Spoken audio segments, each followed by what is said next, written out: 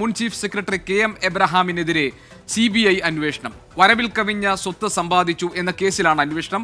ഹൈക്കോടതി സിംഗിൾ ബെഞ്ചിന്റേതാണ് അന്വേഷണ ഉത്തരവ്. പൊതുപ്രവർത്തകൻ ജോമോൻ പുത്തൻപുരക്കലിന്റെ പരാതിയിലാണ് നടപടി.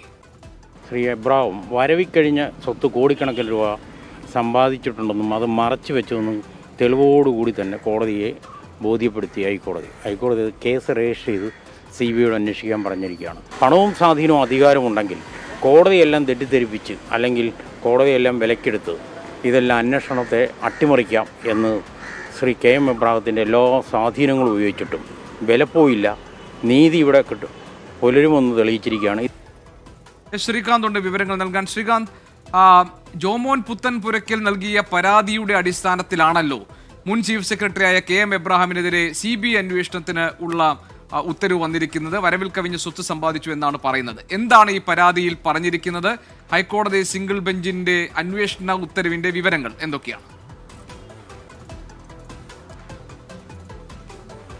മുൻ ചീഫ് സെക്രട്ടറി, നിലവിൽ മുഖ്യമന്ത്രിയുടെ ചീഫ് പ്രിൻസിപ്പൽ സെക്രട്ടറി, കിഫ്ബിയുടെ പ്രധാന ചുമതലക്കാരൻ എന്നീ നിലകളിൽ പ്രവർത്തിക്കുകയാണ് ഇപ്പോൾ KM എബ്രഹാം. അദ്ദേഹത്തിനെതിരെയാണ് ഇപ്പോൾ CBI അന്വേഷണത്തിന് single judge justice K Babu ഉത്തരവിട്ടിരിക്കുന്നത്.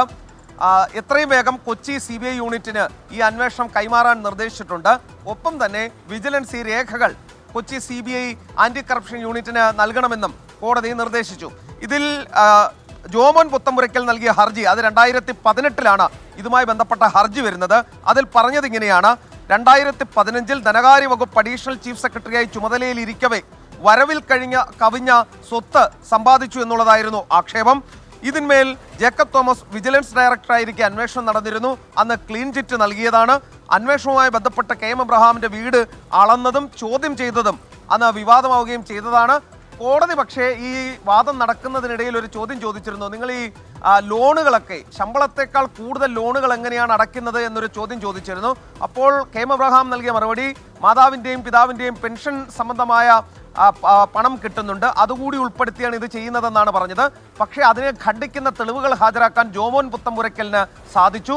അതാണ് ഒടുവിൽ ഈ മുതിർന്ന ഉദ്യോഗസ്ഥനെ തന്നെ കുരുക്കിലാക്കി CBI അന്വേഷണത്തിന് കളമൊരുങ്ങിയത്. ശരി,